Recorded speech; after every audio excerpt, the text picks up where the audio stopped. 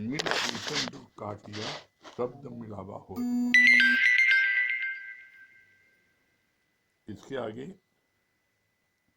एक प्रीति सच्चे गुरु गोविंद की जो अंग संग होए सहाय, बाकी दुनिया की सारी प्रीति झूठी है।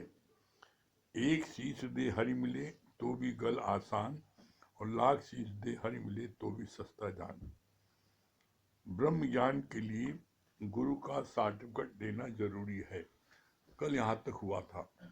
अब इसके आगे आज 5वें अध्याय का क्या वचन निकल रहा है। बोला, करंट के प्रकाश से ही बत्ती जलती है, फिर भी हम उस करंट के नीचे चाहे अच्छे कर्म करें या पाप करें, बत्ती दोषी नहीं है। चुंबक की शक्ति से ही लोहे में चुरपुर होती है, पर चुंबक कुछ भी नहीं करता। पेट्रोल की मदद से गाड़ी चलती है, पर एक्सीडेंट होने पर पेट्रोल दोषी नहीं है, ड्राइवर का दोष माना जाता है। कोरे कागज की तरह मन तुम्हारा कोरा कागज है। उस मन पर तुम चाहो तो अपना नाम लिखो या परमात्मा का नाम लिखो। यहाँ पर भगवान ने इतने जो उदाहरण दिए, इसका मतलब क्या है। एकमात्र मनुष्य को ये छूट है, वो जो चाहे करे। 84 लाख योनि में सिर्फ मनुष्य को ये छूट होती है कि वो अपनी मर्जी से जो चाहे करे। बाकी किसी योनि में उनकी मर्जी नहीं चलती।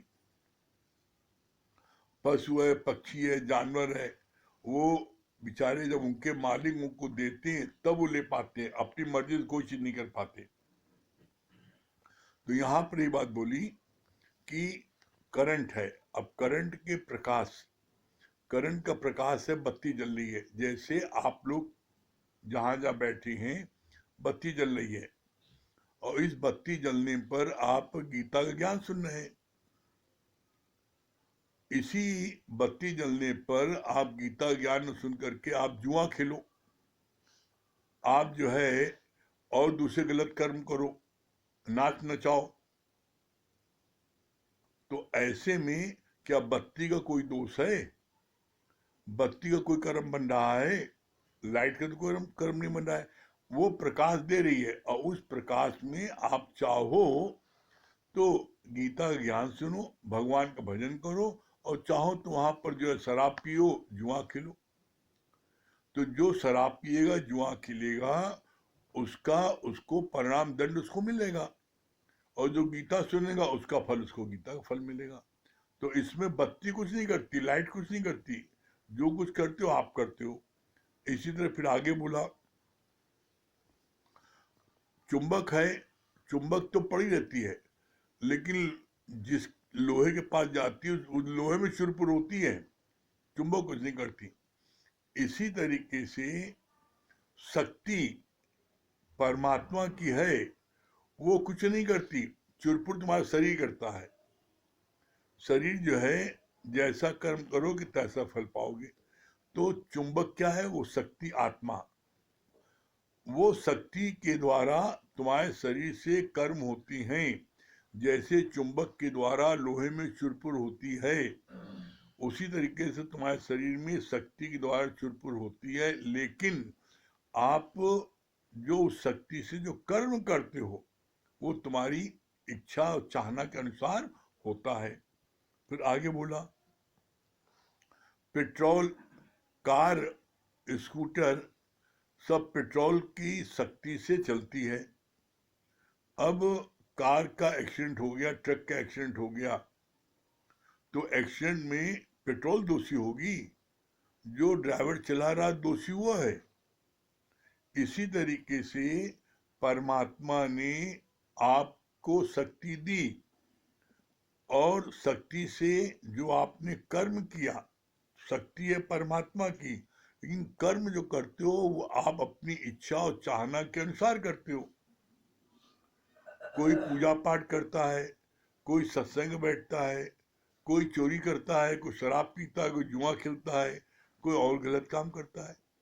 तो जो भी कर्म आप कर रहे हो वो अपनी चाहना के अनुसार कर रहे हो, उसमें शक्ति का कोई दोष नहीं है। जैसे पेट्रोल का कोई दोष नहीं है, बिना पेट्रोल के कार नहीं चलेगी, लेकिन जब एक्सीडेंट होगा तो पेट्रोल को उसमें कोई कसूर नहीं, कसूर तुम्हारा है, ड्राइवर का है। उसी तरीके से जो भी आप कार्य करते हो उसमें आपका पूरा पूरा आपका उसमें वो है भागीदारी, किसी दूसरे की नहीं है उसमें। फिर आगे बोला,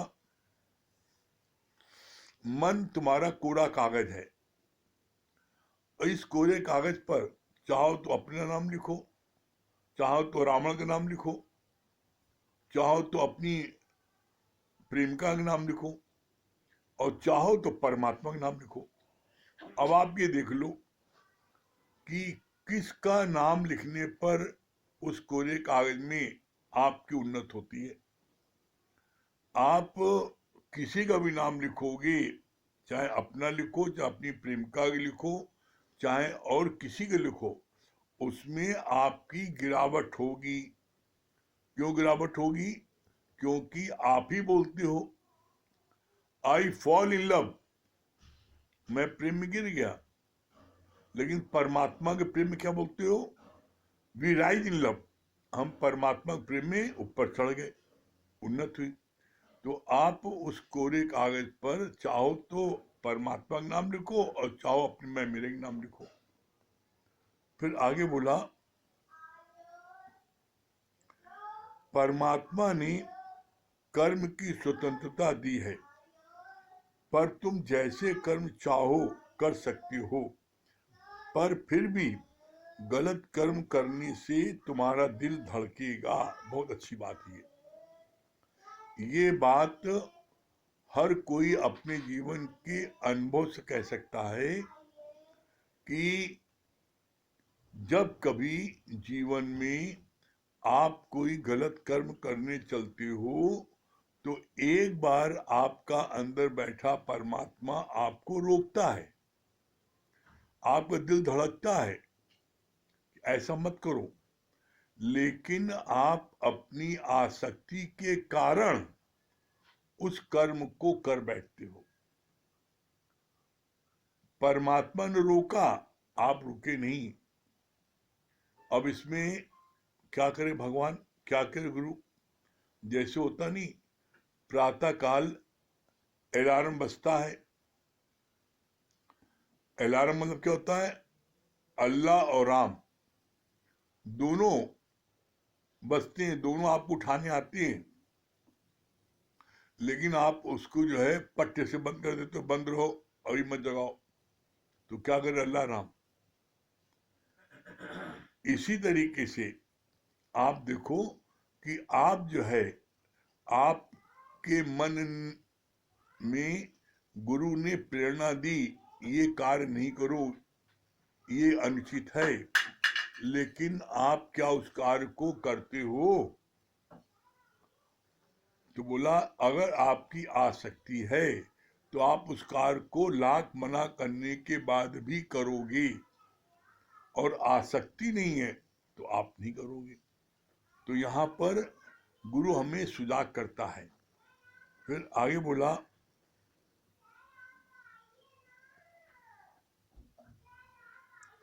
जज के सामने जाने से पहले वकील तुम्हें समझा देता है कि तुम कर्म का कर्तापन स्वीकार नहीं करना तो सजा नहीं मिलेगी। गुरु बोलता है कि कभी भी ये न कहना कि मैंने ये कर्म मैंने किया। जैसे वकील जज के सामने पेशी होने पर आपको समझाता है कि आपसे पूछे विरोधी वकील, जज पूछे आपने मर्डर किया है तो आप कहो नहीं मैंने नहीं किया, वकील ने बताया समझाया कदम नहीं किया, तो आपको सजा नहीं मिल पाएगी। आपका वकील आपको बचा लेगा। लेकिन आप स्वयं स्वीकार कर लो, हाँ मैंने किया है, तो कोई कुछ नहीं कर सकता। इसी तरीके से गुरु यहाँ पर हम लोगों को समझाता है कि तुम कोई भी कर्म करो तो उसके लिए हिम्मत कहो मैंने किया है। क्यों? अगर तुमने किसी भी कर्म को कहा मैंने किया है, तो जो जानी मैं कुछ करता तब लगे गर्भ योनि में फिरता, तो उसको गर्भ की योन में आना पड़ेगा। जो करता सो भरता सो मरता, जो करता सो भरता सो मरता। मतलब जिसने कहा मैंने कर्म किया है तो कर्म का फल तो उसको मिलेगा। इसलिए मैंने तो कोई कर्म किए ही नहीं है, परमात्मा की शक्ति ने हमसे वो कार्य कराया तो मैंने किया। अपने ऊपर कभी किसी बात को मत लो। और इसके लिए एक बहुत अच्छी बात गुरु जी ने बोली, मनुष्य के जीवन में क्या होता है, जब कभी उसको किसी भी चीज में सफलता मिलती है तो बड़ा कालर अप करके कहता है मैंने बड़ी मेहनत की इसलिए मुझको ये सफलता मिली, मैंने सारा श्रेय अपने ऊपर ले लेता है। और जब असफलता मिलती है तो वो सारा दोष मर देता है किसी न किसी ऊपर, और कोई नहीं मिलेगा तो भगवान मर देगा, भगवान की इसी। तो बोला भगवान ने कहा, गुरु ने कहा ऐसा मत करो। क्या करो? इसकी जगह पर आज से ये बोलो, किसी चीज में कितनी भी सफलता मिल जाए तो ये बोलो गुरु की कृपा से ये सफलता प्राप्त हुई है, गुरु की मेहरबानी से सफलता मिली है, ये बोलो। और जब कभी सफलता न मिले तो उस समय कभी किसी दोस्त मत बोलो, बल्कि ये बोलो आज ईश्वर की ऐसी इच्छा थी, ईश्वर की ऐसी इच्छा थी, इसमें कोई भलाई है। और आप देख लेना, निश्चित उसमें भलाई आपको बाद में नजर आएगी। कैसे? बड़ा अच्छा इसका गुरुजी ने उदाहरण पेश किया। कहा जैसे तुमने लॉटरी का टिकट लिया और तुम्हारी लॉटरी एक नंबर से रह गई, तुमको बड़ा अफसोस होता है कि एक नंबर छूट गया। अगर एक नंबर जो है आगे हो जाता तो हमारा लॉटरी आ जाती, आपको 50 लाख मिल जाता। उस समय आपको बड़ा अफसोस हुआ। लेकिन 20 साल बाद आपकी जो है ऐसा आपने काम धंधा किया, व्यापार किया कि आपको 50 लाख मिल गया 20 साल बाद। अब आप अफसोस करते हो 20 साल पहले ये हमको 20 साल पहले मिल सकता था लॉटरी से, आज मिला। आज मिला ना, अच्छा हुआ। क्यों? क्योंकि 20 साल बाद मिला, आपकी बेटी के शादी विवाह में वो काम आया। और जिस समय बेटी 1 साल की थी उस समय अगर आपकी लॉटरी निकल आती इतने रुपए की, तो आप क्या होते?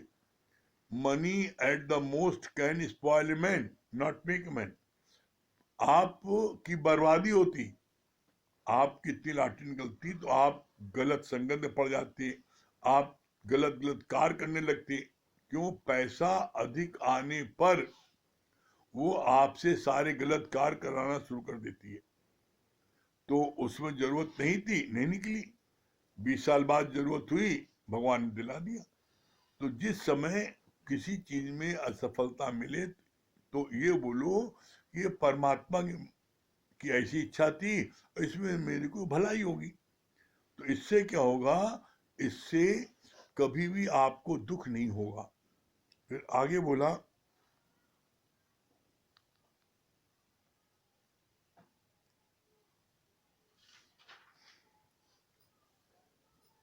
ये न कहना कि ये कर्म मैंने किया है, जो करता सो भरता सो मरता।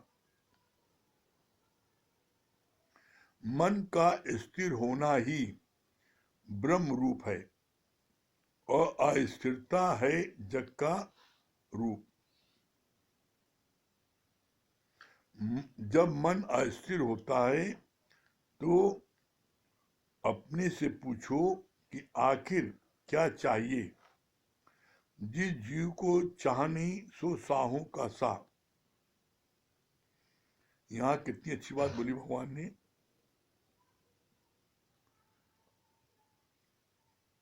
थिर मन ब्रह्म, अथिर मन संसार।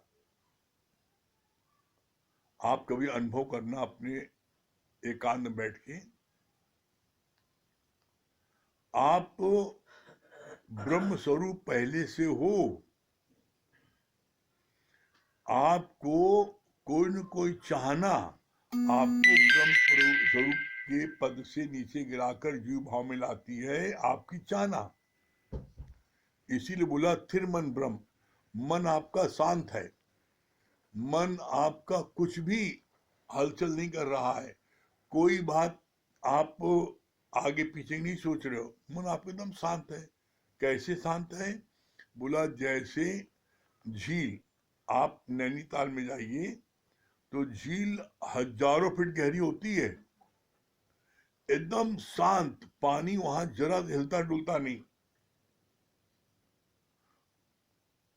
हम लोग गुरुजी के साथ थे तो गुरुजी ने कहा चलो सब लोगों को नाव पर घुमा ले।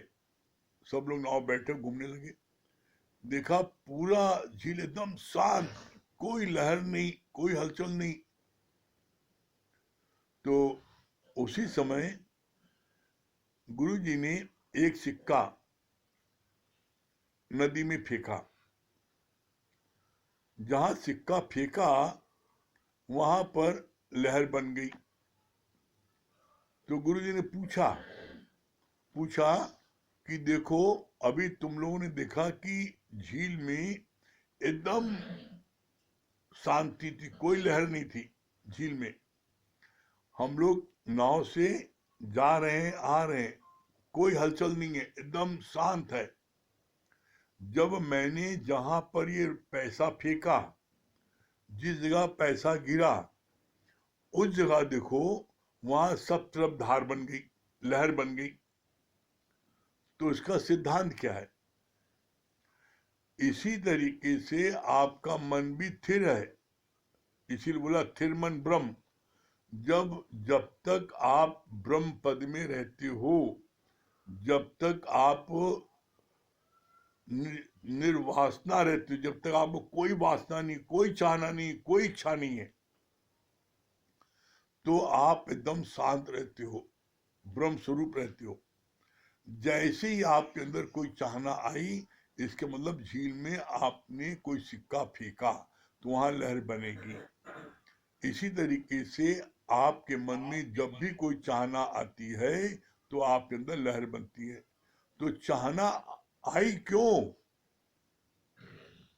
इन आंखों ने देखा, कानों ने सुना, चाहना उत्पन्न हो गई। तो बोला जो चाहना उत्पन्न हो गई, यही चाहना आपको ब्रह्म से जीव बनाती है। अपने मन से बात करो कि जिस चीज को आप चाह रहे हो, क्या वो चीज प्राप्त हो जाए तो क्या उसके बाद में चाहना नहीं होगी? चाहना ऐसी है डाइन कि इसकी जितनी पूर्ति करते जाओगे ये और बढ़ती जाएगी, चाहना समाप्त नहीं होगी। इसीलिए भगवान ने बोला कि अपने मन से बात करो और इसको डोज दो, अगर ये चीज मिल जाएगी तो क्या हो जाएगा। इसीलिए एक लाइन आती है, चाह चमारी चिमड़ियत नीचन से नीच, और तू तो पूरन ब्रह्म था यदि चाह न होती बीच। एक चाहना ने तुमको ब्रह्म पद से नीचे गिरा देती है और तुम अपने श्रेय साधन से गिर जाते हो। इसलिए जीवन में कभी भी किसी चीज की चाहना नहीं करना। क्यों? बिना चाहे ही भगवान सब चीज की पूर्ति कर देते हैं। जिस चीज की आपके शरीर को आवश्यकता है, परमात्मा वो भर भर के अपने आप देता है। कैसे? इसका प्रमाण है, आपके शरीर को सबसे जरूरी क्या है? आपके शरीर को सबसे जरूरी क्या चीज है? वो है हवा। अगर हवा 1 मिनट न चले, बंद हो जाए, 1 मिनट आपको कोई गला दबा दे तो मर जाओगे, सांस नहीं ले पाओगे। तो सबसे जरूरी चीज है वायु, परमात्मा फ्री में दे रहा है। उसके बाद जीवन में जरूरी क्या है? सबसे जरूरी है जल, वो परमात्मा फ्री दे रहा है। उसके बाद जरूरी है सूर्य का प्रकाश, वो परमात्मा को फ्री दे रहा है। अभी लाइट जलती है तो कितने रुपए बिल आता है, और जब परमात्मा की लाइट जलती है तो कौन सा आप पेमेंट करते हो? सोचो। तो सूर्य का प्रकाश, और आजकल तो डॉक्टर लोग इस बात को बार बार कहते हैं कि आजकल 1 घंटे सूर्य का धूप लेनी आपकी जरूरी है कोरोना से बचने के लिए। ये सूर्य की जो धूप है, इसको अगर आप लेने का ढंग भी क्या है, जब भी आप धूप लो तो पीठ सूर्य की तरफ होना चाहिए, आपका चेहरा नहीं होना चाहिए। पीठ के माध्यम से आप धूप को लेते हो तो आपके पूरी बॉडी में उसकी गर्मी पहुंच जाती है। तो ये एक आजकल बहुत जरूरी है, ये फ्री भगवान दे रहा है, कौन इसका पैसा देते हो? तो इसी तरीके से जो चीज भी आपको शरीर को आवश्यकता है, वो परमात्मा अपने आप देगा। क्यों देगा? क्योंकि उसी ने शरीर धारण कर रखा है, शरीर भी तो उसी ने धारण कर रखा है। तो फिर आप काहे चिंता करते हो? फिर आगे बोला,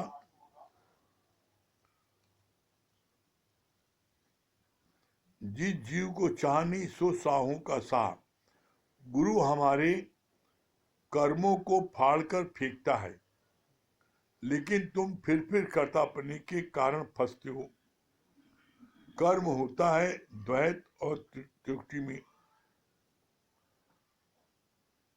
तुम मैं ही मैं करने वाला हूं, मैं ही मैं, सब कुछ मैं ही मैं करने वाला हूं, ऐसा जानो। तो बोला कर्तापने का कारण तुम फंसते हो। बोला भगवान ने कहा कि तुम जो है किसी चीज में मत कहो मैंने किया। गुरु हमारे गटर हमारे कर्मों को फाड़कर फेंकता है, लेकिन तुम फिर कर्तापने के कारण फंसते हो। मैंने बच्चे को पाला, मैंने बेटी की शादी की, मैंने ये काम किया। अरे भाई, तुमने कुछ नहीं किया। करन करावन आपे आप, मानुष के नहीं कछु हाथ। तुम्हारे हाथ में कुछ नहीं है, सब कुछ परमात्मा के उसमें है। तो ऐसे में हर कार्य को बोलो परमात्मा ने किया, परमात्मा की कृपा से हुआ। अपने में कर्तापने का भाव मत लाना। कर्तापने का भाव लाओगे तो तुम फिर उससे दंडित किए जाओगे।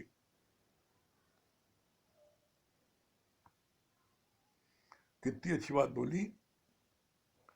कर्म होता है द्वैत और तृप्ति में, मैं ही मैं करने वाला हूं। सदना कसाई का आत्म भाव था। बोला कसाई बकरा तलवार सब मैं ही तो हूं, तो उसका कर्म नहीं बना। सदना कसाई की क्या भावना थी? कसाई मैं हूं, बकरा भी मैं हूं, और तलवार मैं हूं। तो उसको ये दोष लगेगा इसने बकरा काटा, जब बकरा भी मैं हूं। तो ऐसे में बोला उसका भाव क्या था? सब भगवान ही भगवान है, तो उसके कोई भी कर्म फिर नहीं बने। जिस क्षेत्र में हम रहते हैं वहीं पर ज्ञान की ज्ञान ज्ञान अप्लाई करना है। जिस क्षेत्र में हम रहते हैं वहीं पर ज्ञान अप्लाई करना है। ब्रह्म विचार कीजिए फिर जगत है कहाँ। क्या बोला भगवान ने, कितनी अच्छी बात। जिस क्षेत्र में हम रहते हैं वहीं पर ज्ञान अप्लाई करना है। कैसा ज्ञान अप्लाई करना है? अब आप की सुई खोइए घर में, अब आप ढूंढो बाहर। जैसे कल भी किसी ने प्रश्न किया था कि बच्चे कहना नहीं मानते तो क्या करें। अरे भाई, कर्म प्राणी है वो, कहना नहीं मानते, बार बार कहना नहीं मानेंगे, बार बार समझाओ। और साम दाम दंड भेद, ये चारों नीति को अप्लाई करो।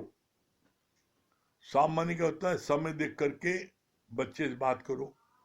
जब वो भूखा प्यासा है, आप बात करोगे, आपकी कोई बात नहीं सुनेगा। खा पी करके आराम करने जा रहा है, उस समय आप बोले बेटा आपसे में थोड़ा बात करना है। समय साम दाम, दाम माने क्या होता है?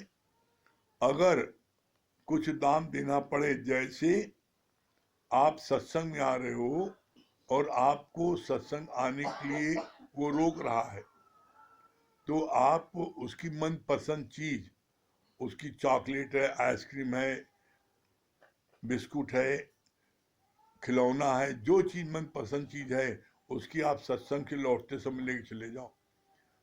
वो देखेगा मम्मी जाती हैं सत्संग में तो लौटते से मेरे लिए चीज लेके आती हैं, तो खुशी खुशी खुदी के आप जाओ, दाम देना पड़े थोड़ा। साम दाम दंड, फिर भेद। दंड लास्ट में है, भेद। भेद क्या? उसका भेद लो कि ये किस चीज खुश होता है। ये जो है किसी वस्तु को देने से, किसी जगह घुमाने से, फिराने से, पिक्चर दिखाने से, जिस चीज खुश होता है उस चीज को उसको करो। और करने के साथ क्या है, उसका भेद लेकर के वो चीज को दो। लेकिन क्या है उसमें, समय देखकर उसको समझाओ। भेद लेके समय देख करके समझाया, कोई चीज को पसंद उसको दिया, वो खुद ही आपकी तरफ आकर्षित होगा और आपका कहना मानने के लिए मजबूर होगा। क्यों भाई? हमको जो है ना पापा, हमको जो है देखो, हमने कहा था हमको कमिमा घुमाओ, हमको कमिमा घुमा दिया। पिक्चर का तो पिक्चर दिखा दिया। ये कहा था हमको जो है फलाई चीज दिला दो, दिला दिया। तो कोई चीज अगर आप कर सकते करो और उसको समझाओ। जो आप चाहते हो उसको आप प्यार समझाओ, बेटा देखो ऐसा करोगे तो तुमको ये फायदा होगा। तो आप देखोगे 99% बच्चे कहना मान लेंगे। लेकिन यहां पर सबसे बड़ी विडंबना क्या है? हम दूसरों के बच्चों से तो बड़ा प्यार से, इज्जत से बात करते हैं, अपने बच्चों से हमेशा अकड़ के बात करते हैं। सुना नहीं तुमने? अरे, जैसे तुम आप दूसरे बच्चों से प्यार से बोलते हो, वैसे अपने बच्चों से भी प्यार से बोलो। बेटा सुनो, उसको प्यार से बोलो, उसको भी इज्जत मान सम्मान चाहिए। आप ऐसा करोगे तो निश्चित आपका कहना मानेगा। और जब ये तीनों चीजें करने के बाद भी कहना नहीं मानता, तब आता है दंड। वो गुरु से पूछ के देना। दंड देने की बात आती है, गुरु से पूछ के देना। क्यों? क्योंकि दंड देने का मतलब है हमें उसको सुधार करना।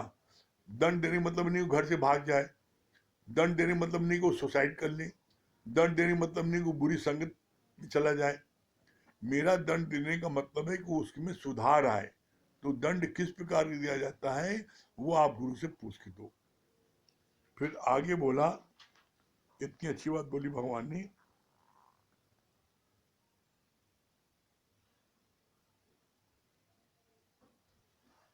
ब्रह्म विचार कीजिए फिर जगत है कहाँ। मैं देव हूं, मैं देव हूं, सबसे बड़ा ये पाप है। मैं देव हूं, मैं देव हूं, सबसे बड़ा पाप है। सब पाप इसके पुत्र हैं। सब पापों का ये बाप है।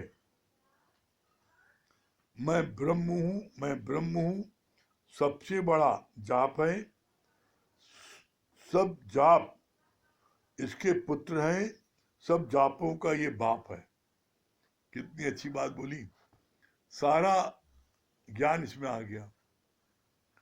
तुम जब जब भी बोलते हो मैं देव हूं, मैं पापा हूं, मैं मम्मी हूं, मैं बड़ा भाई हूं, मैं देवर हूं, मैं साला हूं, कुछ भी बोलोगे, देह में आओगे तो तुम्हारे से सारे पाप शुरू हो जाएंगे।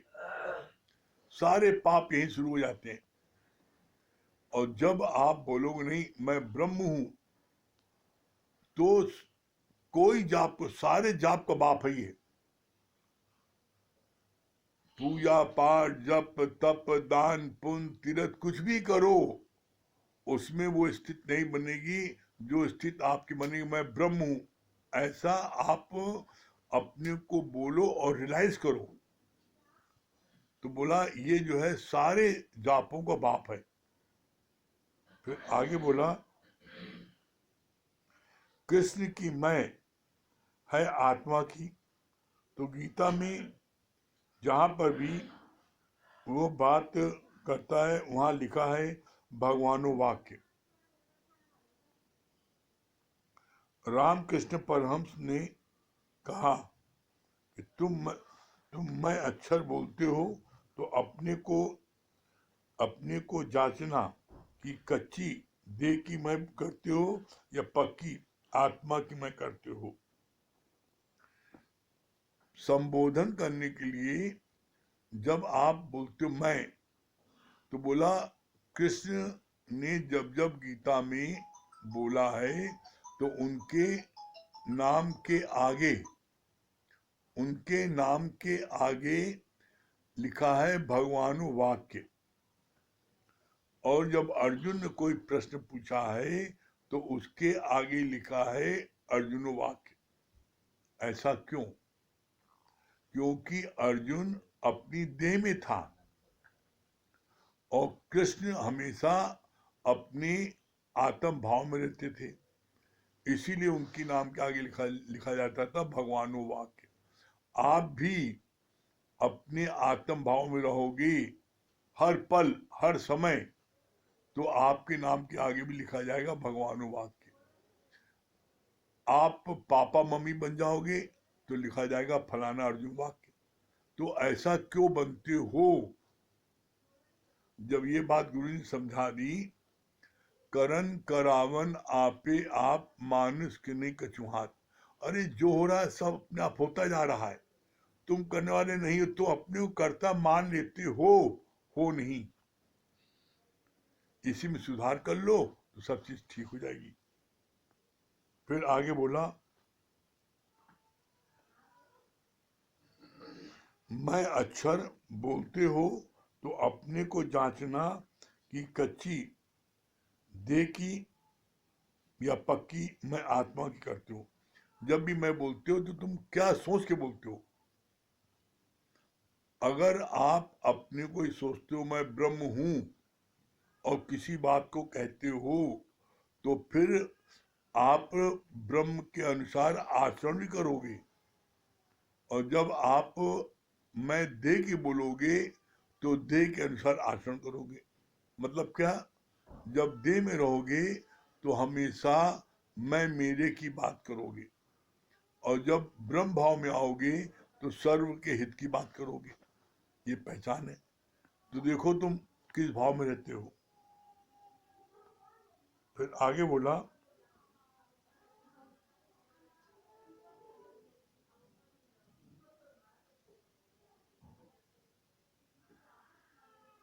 जैसे समुद्र अपने अंदर कुछ नहीं रखता, सब कचरा बाहर फेंक देता है, ऐसे ही ज्ञानी भी अपने अंदर में कोई बात नहीं रखता।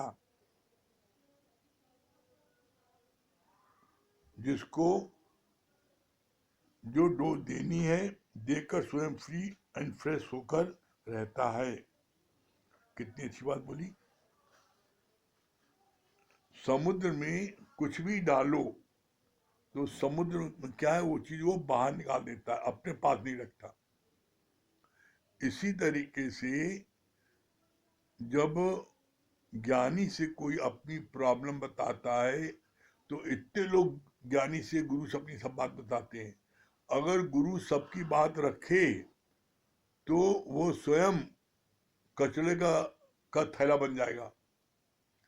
वो सबकी बात सुनता है और बात सुनने के बाद जो डोज देनी है वो डोज तुरंत देता है और फिर उस कचरे को उसको समुद्र में बहा देता है। वो अपने पास कुछ नहीं रखता। क्यों? अगर अपने पास वो सबकी बात रखे तो सुन सुन करके उसका कचरे का खुद ही बन जाएगा कबाड़ा। इसलिए गुरु सबकी बात सुन करके उसके अनुसार उसको दवा देता है और दवा देकर के उसके मन को ठीक करता है और फिर वो जो है उस चीज को भुला देता है।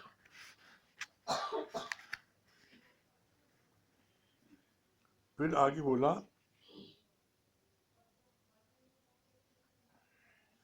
हिंसा कभी करता नहीं, फंसता दया में नहीं। गुरु जो है कभी हिंसा नहीं करता और दया में कहीं फंसता नहीं। ऐसा नहीं कि कोई अपना दुखड़ा आकर के रो रो के सुनाए तो गुरु से फंस जाए, दया में नहीं। गुरु उसको ज्ञान की ही डोज देगा, ज्ञान की डोज दे करके उसको वहीं से उठाएगा, वो उसमें गिरेगी नहीं, फंसेगी नहीं। जिसकी तत्व पर नजर है तो जीते जी मुक्त है। अज्ञानी व्यक्ति के शरीर पर कष्ट आती है तो कहता है मैं अपने ही कर्मों का फल भुगत रहा हूं। पर ज्ञानी बोलता है न मैं शरीर हूं, न मेरा कर्म है, न मेरा कोई फल है। दुनिया गिराने के लिए, फंसाने के लिए आती है, पर तुम सावधान होकर रहना। ज्ञानी न करता है न करवाता है।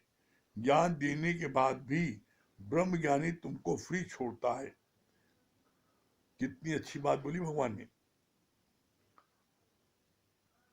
जिसकी तत्व पर नजर होती है, मतलब जिसकी शक्ति पर नजर होती है, वो जीते जी मुक्त है। जीते जी मुक्त कब है?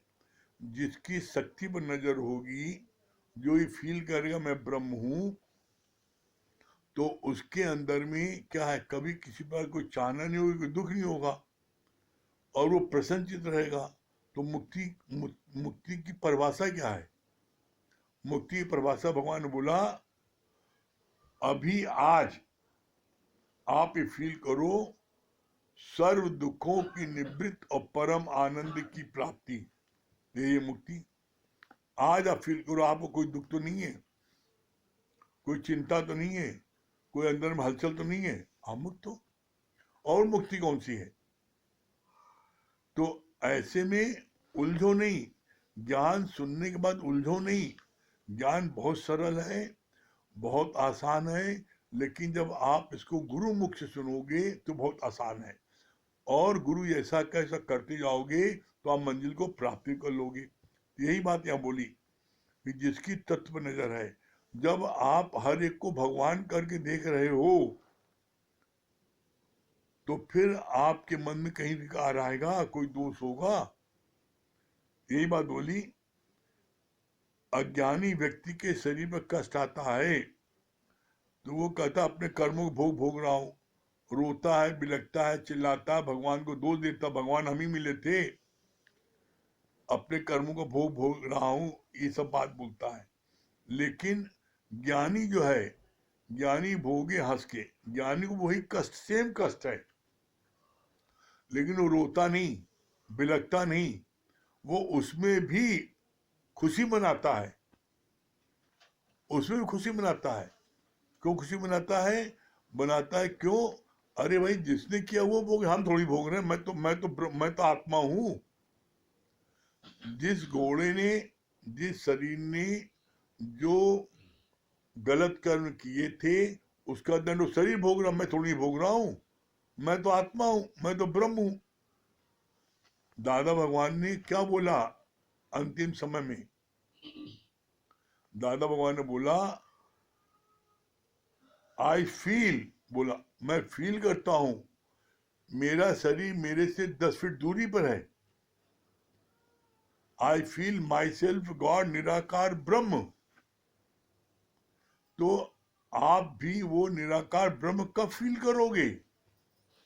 जब अचाहोगे। कोई चाहना नहीं है। जब कोई चाहना नहीं है तो आप उस समय अपने को गॉड निराकार फील करोगे। और कोई चाहना है तो टिक टिक करती रहेगी। इसीलिए बोलते हैं भगवान हर समय कि आज ही अपने मन से किसी प्रकार की कोई चाहना हो तो उसको मन से बात करके निकालो कि चाहना की पूर्ति हम लाख कर लें तब भी संतुष्टि नहीं होगी। इसलिए जो चीज मेरे शरीर के लिए जरूरी है वो परमात्मा मुझको देगा। क्यों? क्योंकि परमात्मा ने शरीर धारण किया है, तो फिर चाहना कहां से होगी? ज्ञान बहुत सरल है, बहुत अच्छा है, बहुत इंटरेस्टिंग है। लेकिन बस हाँ ये बात है, गुरु मुख से आप सुनते जाओगे तो निश्चित आपका एक दिन मंजिल आपको प्राप्त हो जाएगी। ठीक है। हाँ राकेश भैया। हाँ प्रणाम भैया। प्रणाम भैया, प्रणाम। क्या बता रहे राकेश भैया? वही जो आपने आपने बताया अभी कि जो भी ज्ञानी जो होता है वो कोई भी दुख आता है अगर वो ये कहता है कि हम ही मिले थे या हम भोग रहे हैं या हमारे कर्म जो है हमको भुगा रहे हैं। लेकिन जो ज्ञानी होता है वो यही कहता है कि नहीं, ये शरीर ने किया है तो शरीर ही भोग रहा है, मैं तो वही सत्य स्वरूप आत्मा हूँ। बहुत सुंदर। ये हमको हाँ फील होता है। ये बहुत अच्छा, बहुत बढ़िया राकेश भैया। हाँ पूनम जी कटरा।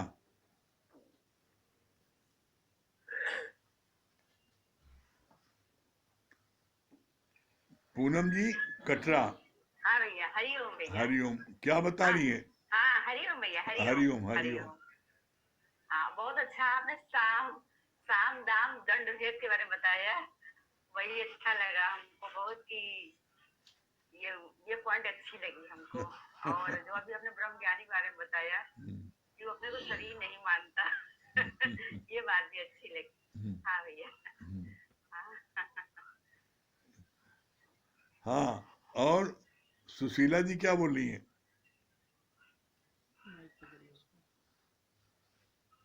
दे दीजिए।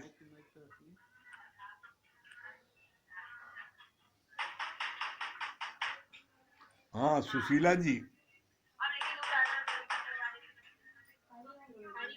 हरिओम।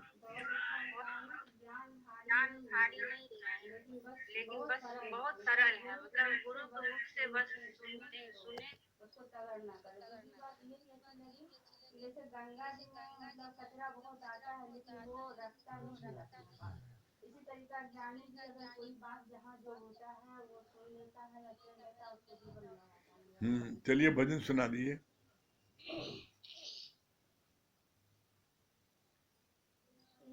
सती गुरु आपका ये प्यार जो मिला, ए सती गुरु आपका ये प्यार जो मिला, खुशियों से बाज दिल पर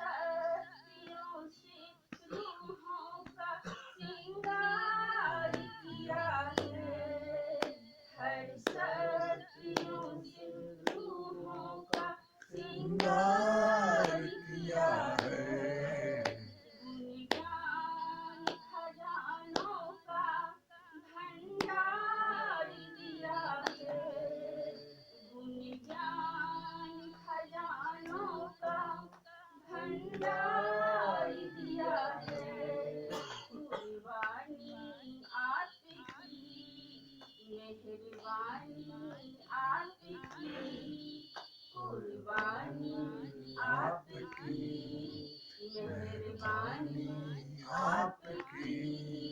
हम पर बरसती है जिसे दुनिया तरसती है, हम पर बरसती है जिसे दुनिया तरसती है। हम कैसे दे सकेंगे ऐसे प्यार का सिला, हम कैसे दे सकेंगे ऐसे प्यार का सिला। ये सतगुरु आपका ये प्यार जो मिला, खुशियों से बागी दिल का रहता खिला खिला, मन गुनगुनाता है, आपके गीत गाता है, मन गुनगुनाता है, आपके गीत गाता है। हम कैसे दे सकेंगे ऐसे प्यार का सिला, हम कैसे दे सकेंगे ऐसे प्यार का सिला। आपको ही सतगुरु यादों में बसा कर, आपको ही सतगुरु यादों में बसा कर, जो भी मिला आपसे आँखों से बता कर, जो भी मिला आपसे आँखों से बता कर, सूरत से आपकी सूरत को दिखा कर, सूरत से आपकी सूरत को दिखा कर, सीरत में आपकी खूबी को समा कर, सीरत में आपकी खूबी को समा कर, समझानी आपकी मेहरबानी आपकी, समझानी आपकी मेहरबानी आपकी।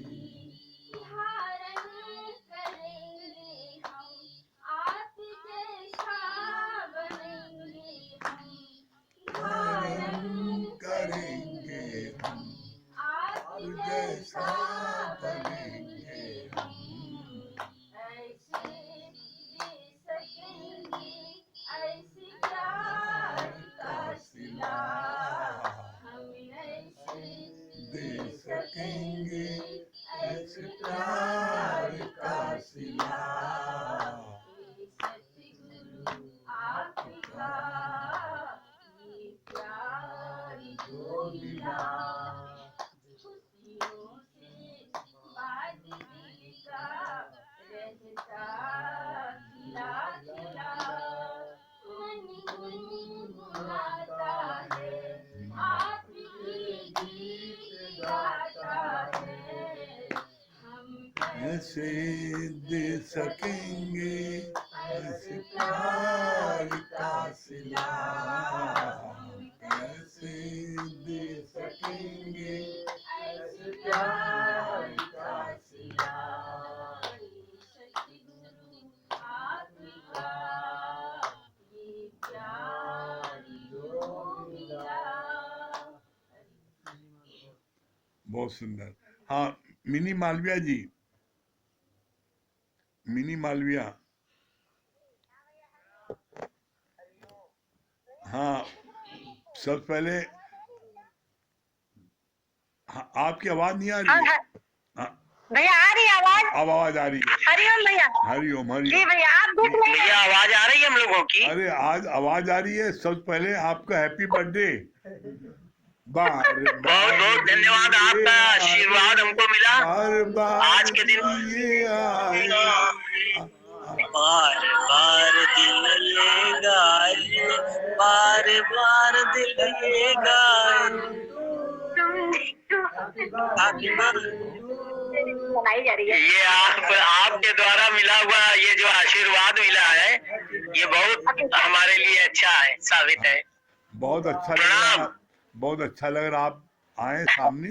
हाँ, जी जी, अपना अनुभव बताइए। आशीर्वाद आशीर्वाद लेना रहा आपका हमसे, हमें बहुत जरूरी था। स्वस्थ रहने के लिए और सुखी रहने के लिए बड़े लोगों का आशीर्वाद बहुत जरूरी है, गुरु का आशीर्वाद जरूरी है। क्या सुना रहे हैं अपने बर्थडे के अवसर पर? मालवी जी कह रहे हम भी अगर बच्चे होते हैं, नाम हमारा तो डब्लू बबलू, खाने को मिलता लड्डू। जी जी, दुनिया कहती है हम भी अगर बच्चे होते, हम भी अगर बच्चे होते, नाम हमारा होता बबलू डबलू, खाने को मिलते लड्डू, और दुनिया कहती happy birthday to you, happy birthday to you. कोयला का गुड़िया मोटर रेल, तो कोयला का फिर की लट्टू, कोई चाबी का ठट्टू, और दुनिया कहती happy birthday to you, happy birthday to you. प्रणाम। बहुत सुंदर। भैया आप देख नहीं रहे हमको, भैया बहुत- दिख नहीं रहे। हैं? हाँ दिखाई पड़े आप। प्रणाम। जी बहुत बहुत बहुत बधाई आपको मालवी जी, बहुत बधाई, बहुत बहुत बधाई आपको। सब आपका आशीर्वाद है, सब लोग सुखी रहे। हमें तो आपका आशीर्वाद मिला ही मिला, सबको आशीर्वाद भैया दीजिए। आप हम लोग को बद्रीनाथ घुमा दिए, आप ही की कृपा से हम लोग गए हैं। आप न में जाते तो हम लोग नहीं जा सकते। कहीं नहीं, कहीं जीवन में हम कहीं निकले ही नहीं भैया थे इस तरह से। नम्रता भी होके आई है, आज हमें प्रसाद दे रही थी, कह रही थी उसको बहुत गई थी बद्रीनाथ अपने बच्चों को लेके, सब अच्छा उसकी अच्छा, पूरी बहुत फैमिली गई सुंदर, थी। बहुत सुंदर, बहुत सुंदर। हमने उससे कहा जब आप जहाँ चलेंगे तो वो भी हम लोग उसको भी लेते। भैया आप अब की चलेंगे ना गर्मी में जहाँ, हम लोग सब साथ चलेंगे फिर आपके ठीक साथ। ठीक, बहुत सुंदर। जी भैया, आपको फिर हरिओम। से एक बार बहुत बहुत बधाई हो मालवी जी, बहुत बहुत बधाई। प्रणाम प्रणाम प्रणाम। हरिओम भैया, हरिओम। चित्रा जी क्या बता रही है?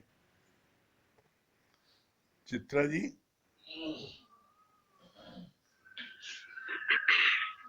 हाँ गुरुजी, हरिओम। हरिओम। ये बात बहुत अच्छी लगी कि जैसे जज के सामने जाते हैं तो वकील समझाता है ना कि कोई भी कर्म स्वीकार न करना, उसी प्रकार गुरुजी हमको बताते हैं कि कोई भी कर्म करो लेकिन कर्तापना का भाव ना रखो, सारा कार्य करते हुए अकर्ता रहो। ये बात बहुत अच्छी लगी। हाँ संगीता रानी। हाँ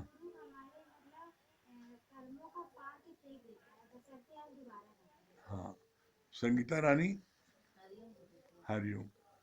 बहुत अच्छी बात लगी कि जैसे बताया ना कि लहर मतलब समुंदर में जो है एकदम शांत रहता है झील, लेकिन अगर उसमें एक सिक्का डाल देते हैं तो उसमें लहर बनने लगती है।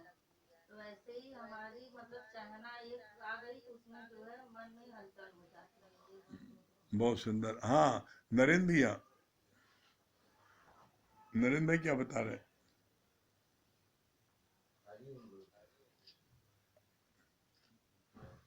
हाँ बताइए बताइए, क्या बता रहे हैं? चलिए चलिए, जल्दी बताइए।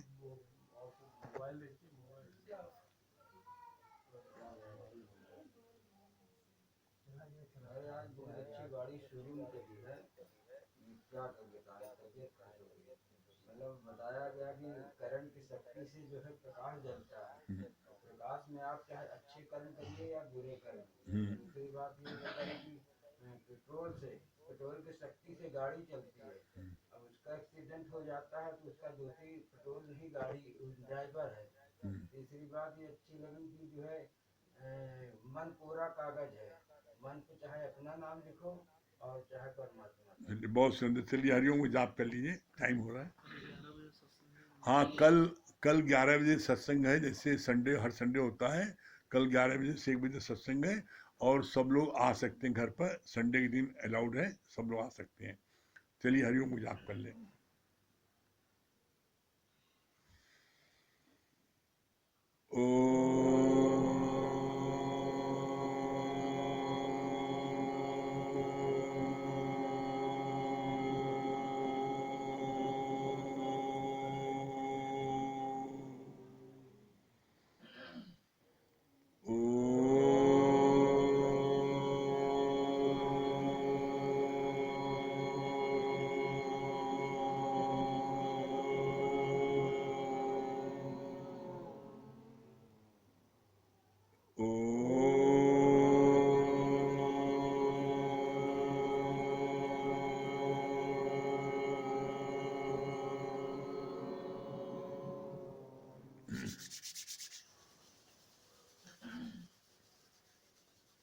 सभी प्रेमियों को हरिओम।